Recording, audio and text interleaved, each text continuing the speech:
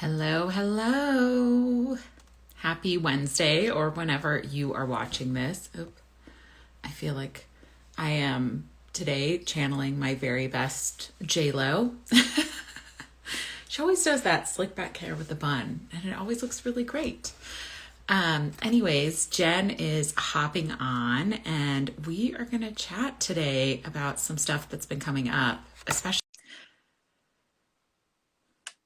So if you've been following along, you've probably been seeing that I've been posting about stuff that has come up. Hey, how Hi, are ya?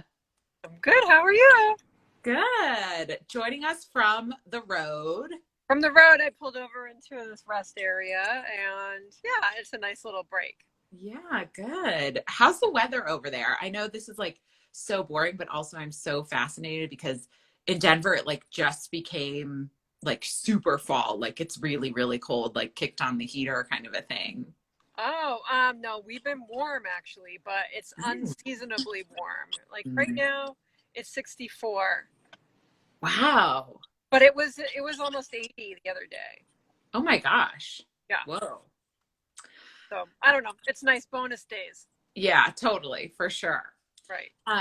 So I'm curious before I answer this question, if there's anything that's been coming up for you this week. I feel like um, I felt so dramatic, like something just hit me, and I'm just curious if there's like parallel for others. So anything coming up for you this week?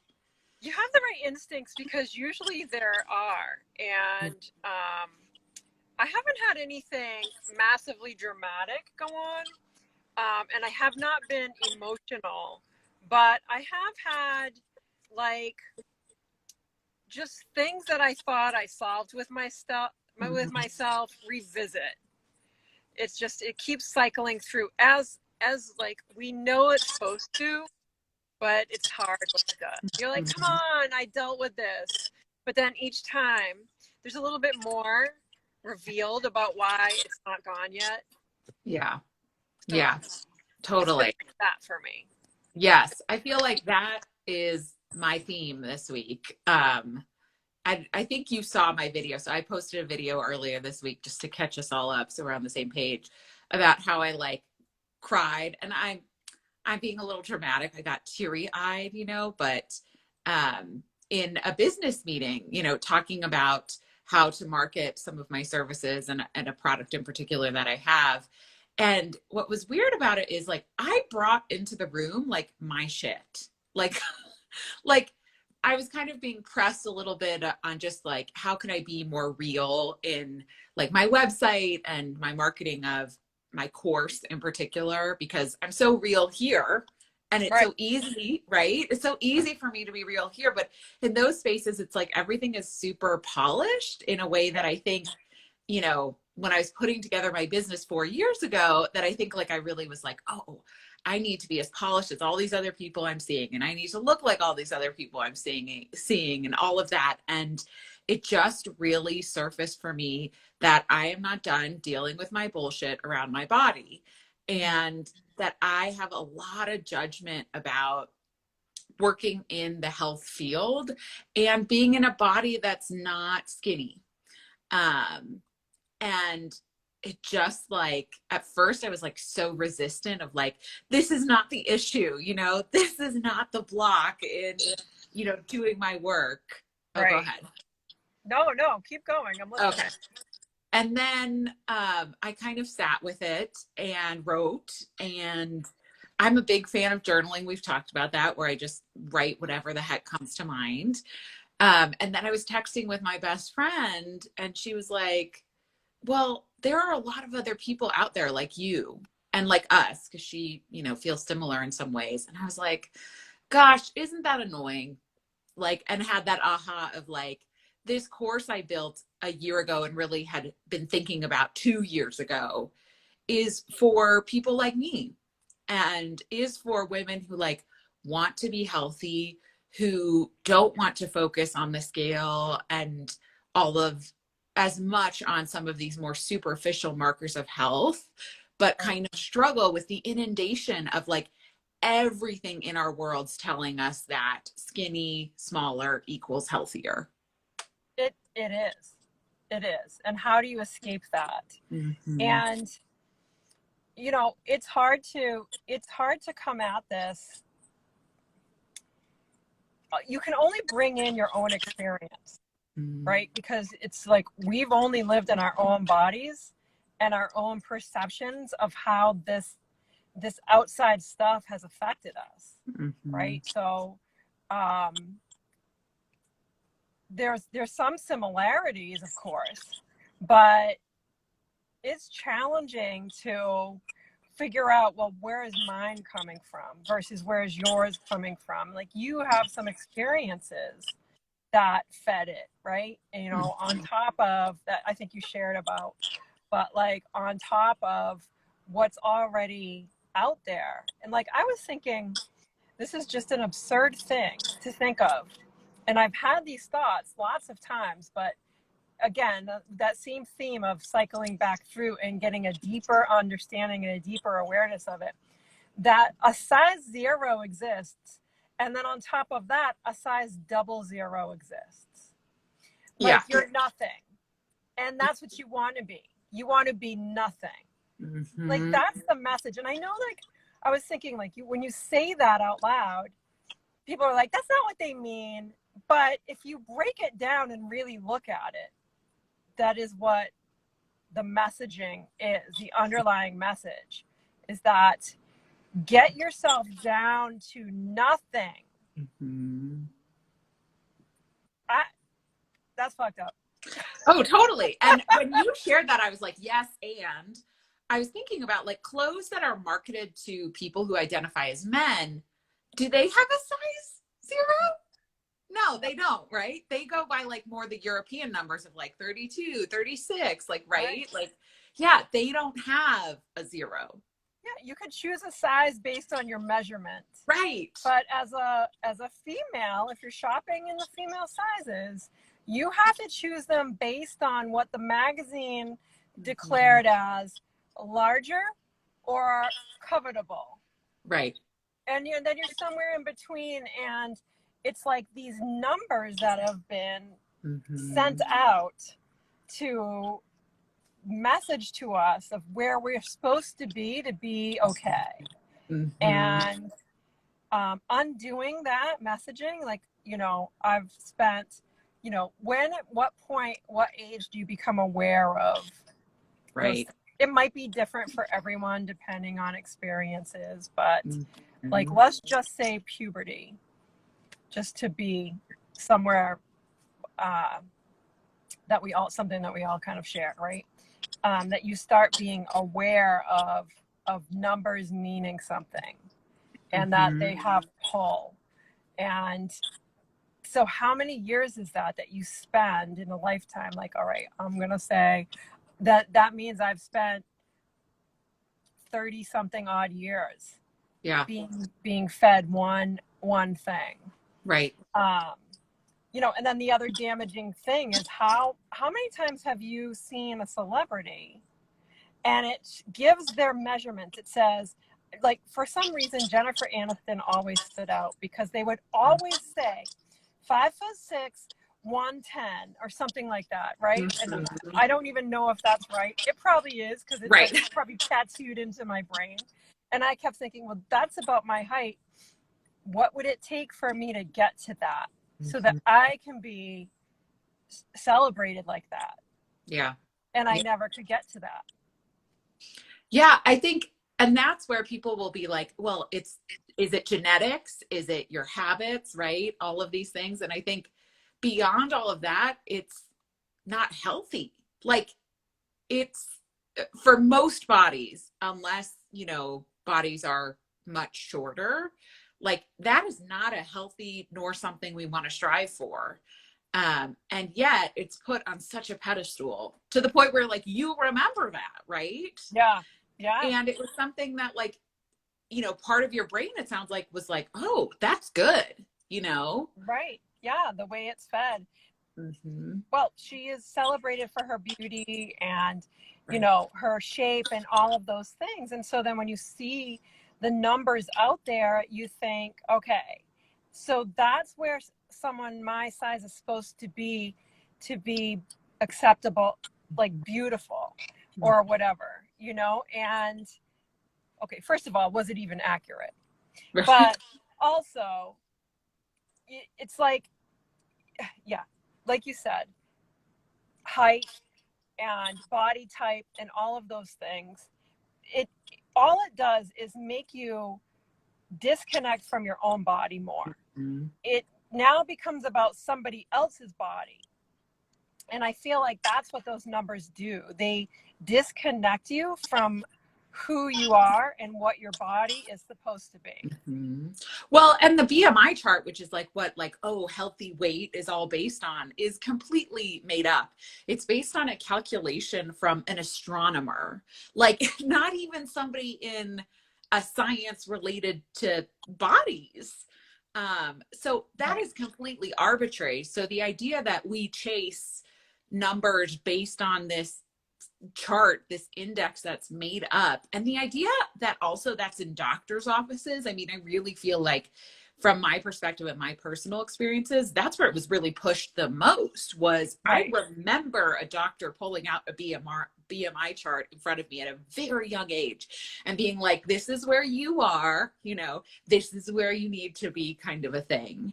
And it's wild to me how many professions have based their, you know, what they're trying to say is a healthy weight on this completely irrelevant way of saying you have a healthy weight. Right. Yes. And I mean, it's like you want to say to the doctor, like, is that all you've got? Right. Like, is that all you've got? Like, you know how many different biomarkers can be looked at in still a relatively short amount of time to determine a person's health that don't have to do with weight? Yep. Yeah. And we don't even have to look at like lab work, to be honest about that, because here's a secret a lot of people don't know. Doctors don't actually know how to interpret your blood work. They know how to read what the lab says is high or low, but they, and this is to the best of my knowledge with other people I've spoken to in that career field, that they're not really given the nuanced interpretation of blood work, right? Like, what does it mean if you're slightly over here? What does it mean if you're over here? But the lab hasn't marked it high, right? That's where folks like me in the functional space, like, we understand how to interpret that really.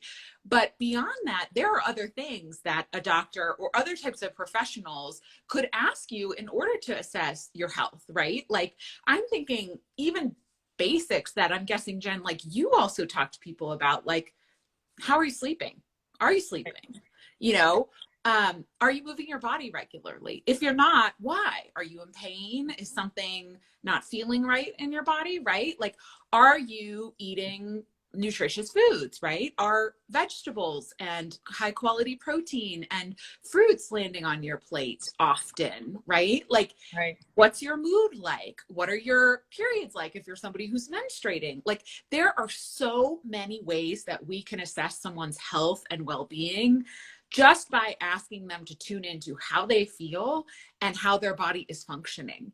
And yet, I feel like those questions are so rarely asked by so many different types of health professionals, and also so rarely seen as valid and important just in our general society. Like, when I look at the conversation happening on social media around health, even the people who are like, oh, I'm body positive, you know, they're still using things like BMI.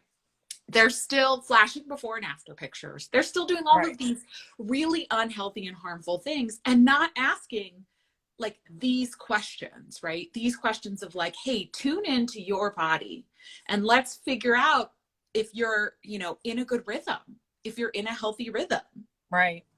I mean, where do you think the breakdown there is? Because I have like my own little theory of why people are having a hard time tuning into their body, but where do you see that breakdown? Yeah, I have a whole theory about this that I developed years ago, and I'm curious what you think of this, because it kind of, I think, might resonate with you in some ways. But I feel like, at least my experience as a cisgender woman, and as a girl growing up is that society was constantly trying to teach me to separate my head from my gut or my intuitive knowing kind of lower in my body, right? I put it at my gut. And so I feel like, you know, it was always like not to trust that feeling, right? Not to trust that hunger, both literal and kind of metaphorical, Yeah. not to trust those instincts. It was all about like, think, right? I feel like girls are taught like, think, think, think. You need to be smarter than boys because boys are dangerous or boys are silly or boys aren't paying attention or whatever that is, right? And so we're teaching, I think, young girls that like, you need to live up here, right? So live up here. What do you see? What do you hear? Right? All of these things, not what do you feel, right?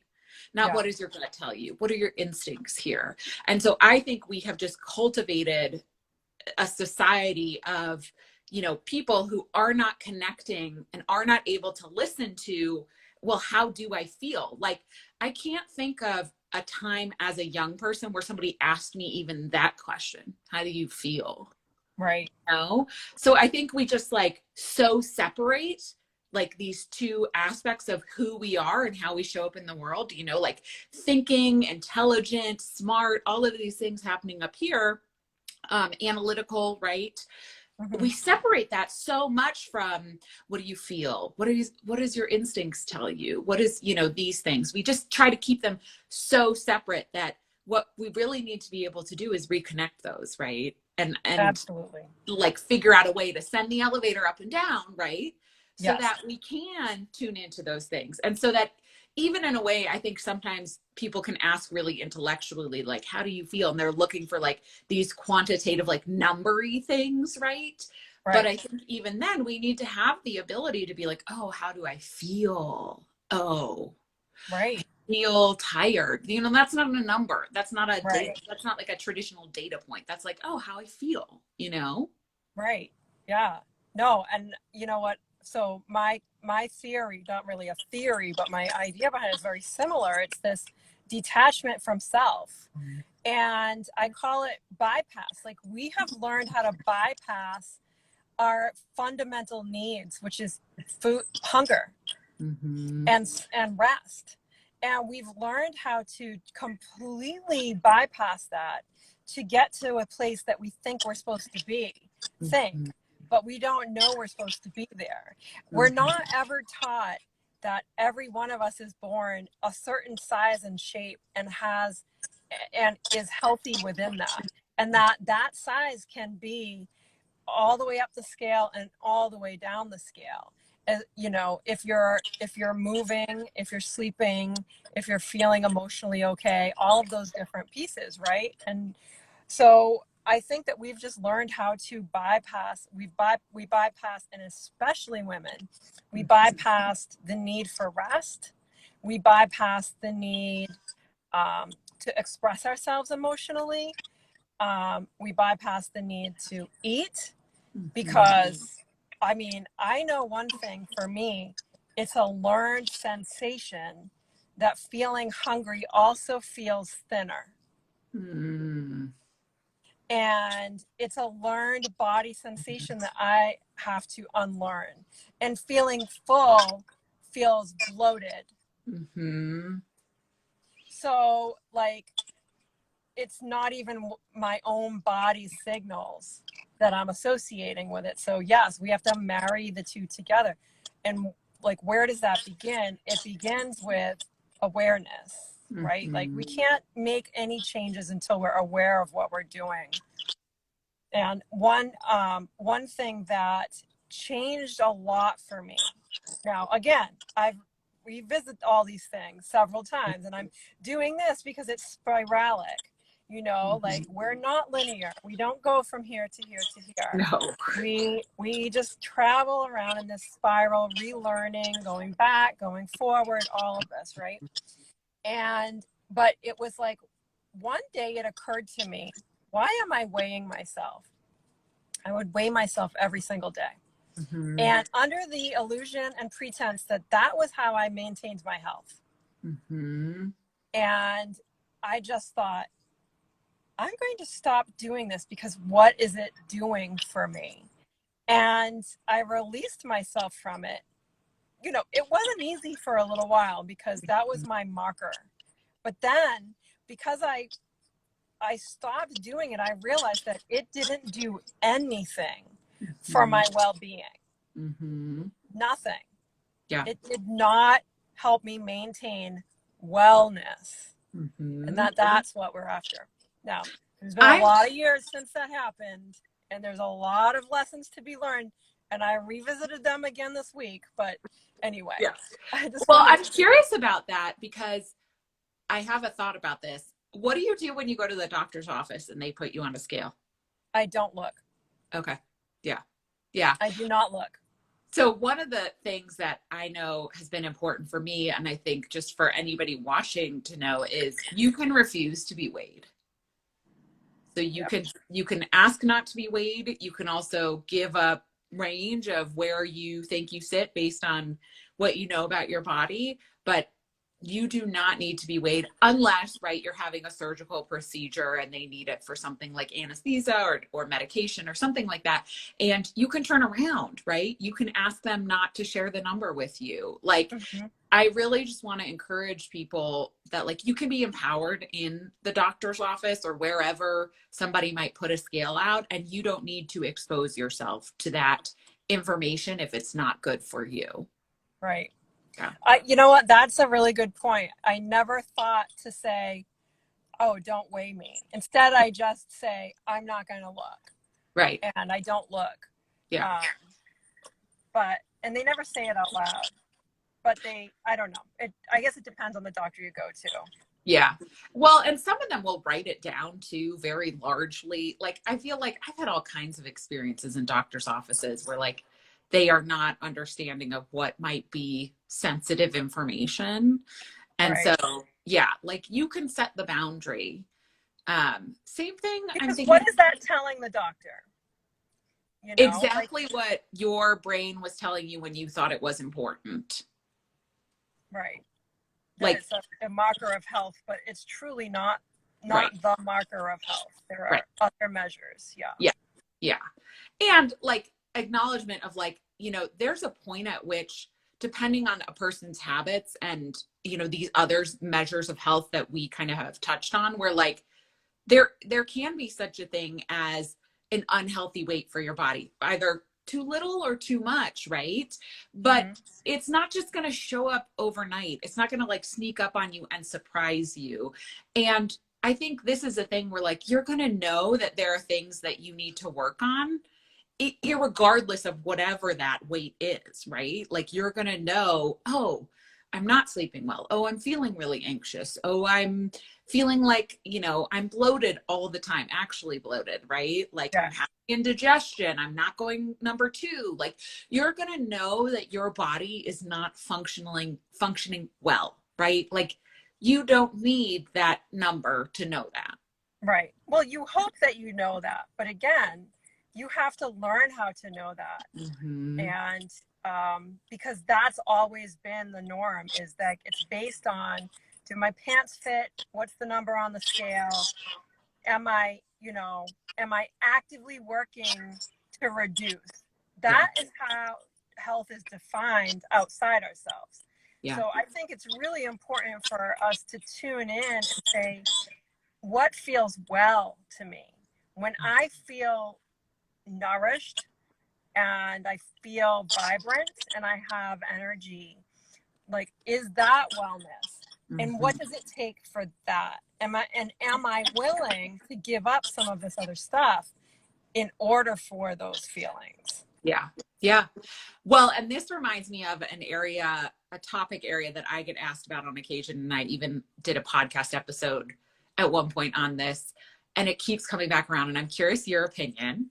What are your thoughts about intuitive eating?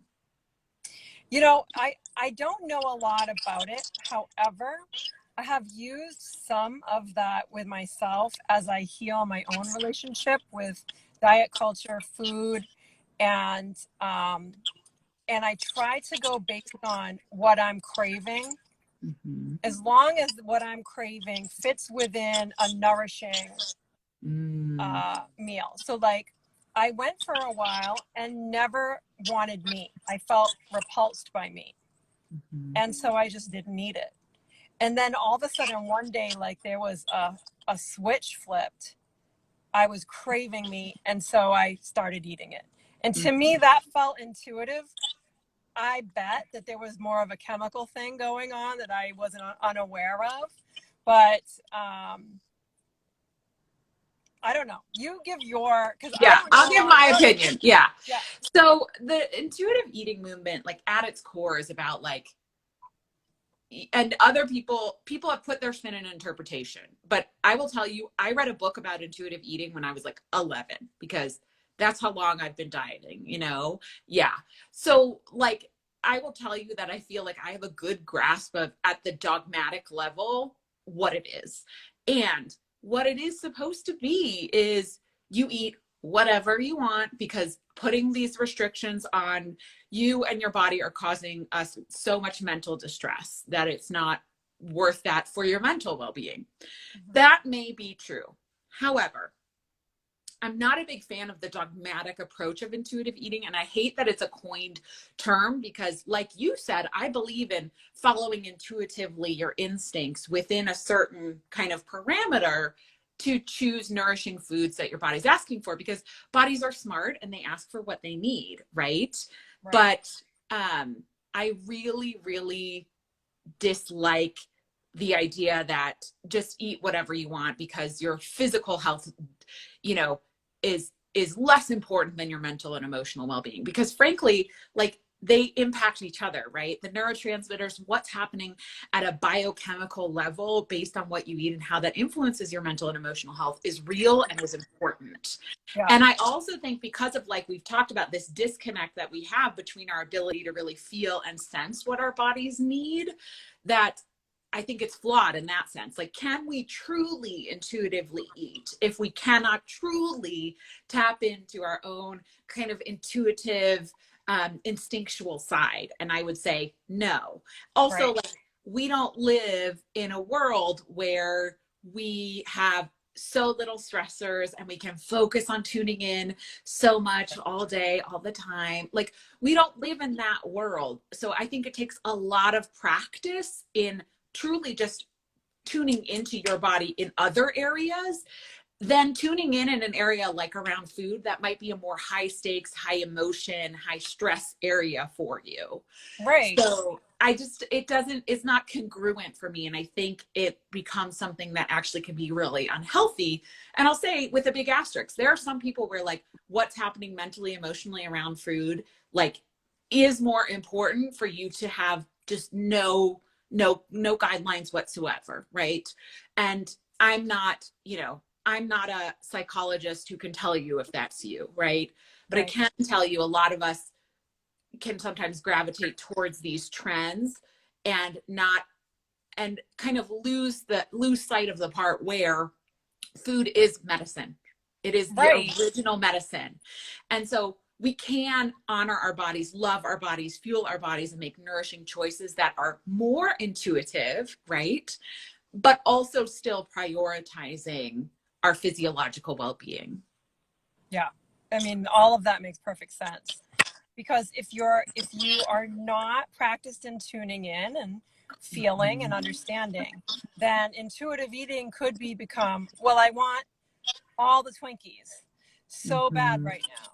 And while no one wants to demonize anything, but we know that having that is not going to nourish all of the, like you said, all of the biological needs that our body has.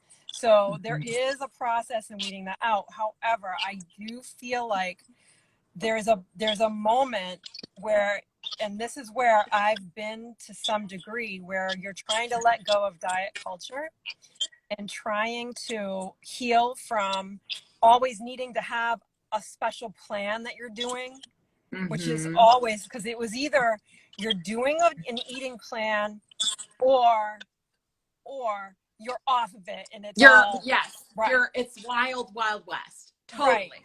So there's a period in between where there's an unlearning of that and a relearning of what our bodies really need and how to tune into that. And unfortunately, Marissa, and you might have this experience with your clients, this takes time, and none of us want to give time to ourselves. We want Mm-hmm. it. Yeah, but Oh fix yeah. me, fix me, fix me, fix me. Mm-hmm. Ugh. And again, unlearning that. So this is a process, and we need to Yes. step forward with grace and space for ourselves in this, right? Mm-hmm. Because it's a Yeah. healing. Mm-hmm.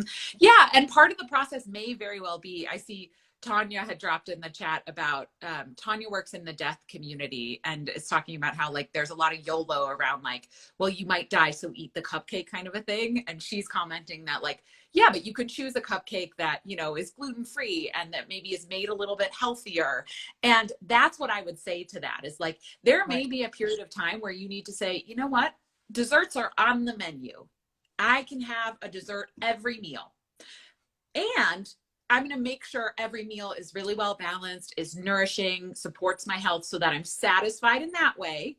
So that when I get to dessert, I'm not in a disconnected way, just eating mindlessly, that I'm actually really enjoying it, you know, Right. because then when we start to nourish and fuel our bodies and also give our bodies, you know, some of these, I like to think of them, I think they're dopamine hits, frankly. I think they're like happy juice foods, right? Yeah. Then when we give them that, it's more balanced. Your body's not going to have a really strong kind of roller coaster type reaction to it. It's going to be like, oh, nice. Okay. Like we can handle a little bit of that and we can use a little bit of that. And that's a-okay. Right. So I think, and one of the things I've reflected on in my own kind of disordered eating past is around this kind of cycle of, like you had mentioned, of like, I'm on an eating plan or I'm doing like totally opposite. I'm eating all the foods I crave, you know, late at night when no one's around and I'm feeling bad about myself or whatever that looks like. And I have been able to get away from, for me, that kind of binge type cycle by Mm-hmm. actually properly fueling my body and by actually just, first of all, eating enough food. You know, I have a really strong diet background in calorie counting and Yeah. did a lot of like super duper low calorie stuff in my very early 20s. And so for me, it was more about, and I see this in a lot of my clients, is just about like, am I eating enough? Like, am I giving my body enough fuel, enough food? And the answer for me for a long time was no. And so of course your body is going to be like, hey, all those sugary and fat foods combined, because those are called highly palatable foods. They have fat and sugar. That's what the Mm-hmm. magic that makes us crave them. It was like, hey, we need that because you're not giving us enough, you know? Right. And so then you do have kind of these very strong urges to do that because here's the bottom line, the body is smart and the body wants to survive. And you know, my body at 5'8" is and somebody who's athletic and you know moving my body and also using my brain, which also burns energy all day, like eating 1,000 calories a day is a recipe for Oof. me to be very very unhealthy, unhappy, and by the way, never become a size 0. Like that's just not my Right. body, right? Right. And so I think there's like this acceptance, you know, of that, and also a way that we can make these food choices from a place of like love and honoring our body instead of hoping that every day we're going to get on the scale and the number is going to be lower. Mm-hmm. Because I think Right. that's part of the getting on the scale every day thing. At least I know for me, every time over the course of my life I've gotten on a scale, it's been like hold your breath and just hope that whatever I was doing finally worked and the scale went down. Right. And it wasn't until you like recognize like this in and of itself is disordered. Mm-hmm. Like this is not coming from a place of love and care and nurturing and wellness. This Mm-hmm. is coming from like judgment and need. Mm-hmm. Yeah. And so yes, I would step on and hope it came down. Yeah. And if it started to creep up, I knew I had to tighten the reins. Like Mm-hmm. that was how I, right. And I don't know. I just, and it came along with other counting types of things, Mm-hmm. keeping track, that fit tracker app that you track every single, right. And Yeah. I started to notice, oh my gosh, I can't not, like I'm tracking a sip. Mm-hmm. And so anything like that I realized, oh, this is not health and wellness. This is something different. Yeah. And it's been a very slow, long process. Like this all came to me like 7-8 years ago when it all kind of started. But Mm-hmm. anyway, like I said, a long process. But Yeah. you were talking about, I just trailed off. No, I love it. That's the point, right? But I was Yeah. thinking about that tracking. It reminded me, you know, tracking certain things for some people, tracking in and of itself is not bad, right? Yeah. Like, I think we're speaking specifically about like the scale. Yeah. And, you know, and some people can develop unhealthy relationship with other tracking, right? Like I did around tracking calories. Right. Um, That's basically what this is. It's what I'm yes, talking about. Yeah. yeah, totally. But there are certain things for that you can track that might help somebody feel empowered, right? And also for other people, that may be really challenging for them, right? So some things, some suggestions of things that you, dear viewer, might consider tracking. And Jen, feel free to add yours on too after. So first, water. And I don't mean down to the sip. I mean, pick a vessel that you drink water out of every day and just be like, I'm going to drink 3 of those a day. I'm going to refill 3 times, right? Easy, right? Like that's a bucket. That's not you're not tracking down to the sip, right? Right. Or something like a vegetable at every meal, right? Like something like that can, you know, give yourself a gentle nudge, but not be super dogmatic. And if you miss a vegetable in a meal, like it's okay. The point is that you're just getting more vegetables in, right? Like, Right. or something like, I'm not a big fan of steps personally. I prefer time on your feet. So something I like is like 3 10-minute movement breaks where you just set a timer and you move however you want for 10 minutes, right? It could be 10 minutes walking. It could be you sit down and stretch. It could be you dance. It could be you jump on a bike, whatever it is for you, right? But there are ways that you can track things that aren't like down to the step, down to the drop, down to the bite, to gently encourage yourself to be accomplishing things for your health because it feels good to accomplish things. There's a part of our brain that gets good feeling juices when we're like, I set a goal and I accomplish it. And I You did know? it. Yeah. Yeah. Well, and you know, that's what I call the add-in theory or the add-in practice. Instead of taking things away, which is what we've learned to like get rid of. Instead of that, add in. So when anyone asks me about food or anything like that, I just say, well, what's one thing that you want more of that you can add? Don't change anything else, but like say it's an apple, add an apple a day and see what happens. Like you said, add more water a day, add 5 more minutes of movement. Yeah. So, and when you're adding something in, it's like a gift. It's coming toward you. It's not depleting you. It's giving to yourself. You're not taking something away and then being stuck without it. And I think mentally that's huge. Yeah. Yeah. That was a big part of my recovery years ago, was learning that. So I am a big fan of that. And for me, part of that was because my hunger signals were so messed up from all this wild dieting since I'm 10 years old kind of a thing. Like I really needed to just recalibrate my hunger signal. So every time I felt hungry, I said, okay, you can eat every time you think you feel hunger. But I had for me certain foods that I said, I can eat those, and just gave myself permission that I could eat, and they were nourishing things for my body, that I could eat any of these nourishing foods when I thought I felt hunger. And that helped me recalibrate what true hunger felt like in my body because I didn't know. That's such a great practice. Like. Yeah. I mean, do we know what true hunger feels like? That's a good question to ask. Just sit with yourself with that, right? Like, what is hungry and what is like satiated? Yep. And by the way, not what's hangry. If you get to hangry, you're past hungry. Like that's the hunger can show up in your body in many ways that are not like in your belly. You know, we can get start to get jittery. We can start to feel tired. Right. We can feel a little on edge. We can feel a little anxious. Like there are all these ways that hunger signals show up that are not like like like what I would say starving, you know, when like you haven't eaten for a day and you're just like, give me everything. There's hunger comes way before then. Yeah. Yeah.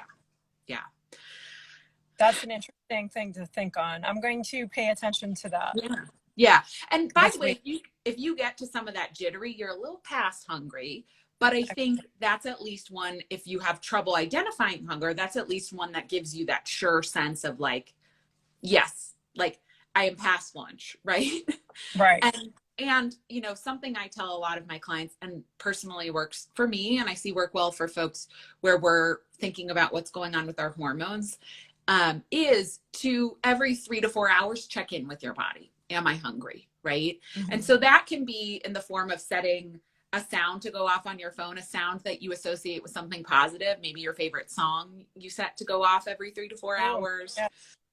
Or a little calendar reminder in your work calendar, because guess what? Every 3 to 4 hours, if you haven't, you should get up, you should stretch, you should take a few steps, sip of water, you know, like it's good to create that rhythm in your life in general, that every 3 to 4 hours you kind of tune in with your body. But that's a good guidance if you feel like I have no idea what my body's saying, to pause and ask yourself, what does my body need right now? Yeah, that's a beautiful practice to just create that connection that we talked about earlier. Even if you aren't taking action on it, the action is the pause and the connection of what does my body need right now? Yeah. Yeah. I love that. I feel like we could leave it on that note unless there's anything else we want to add. I think that's good. Yeah. I got 4 hours to go here, so I'm I gonna know. get back on the road. Get back on the road, drive safely. Thanks for connecting today. Yeah, it was great. Love it. All right. Next time. Yes, sounds good. Take care. Bye, Marissa.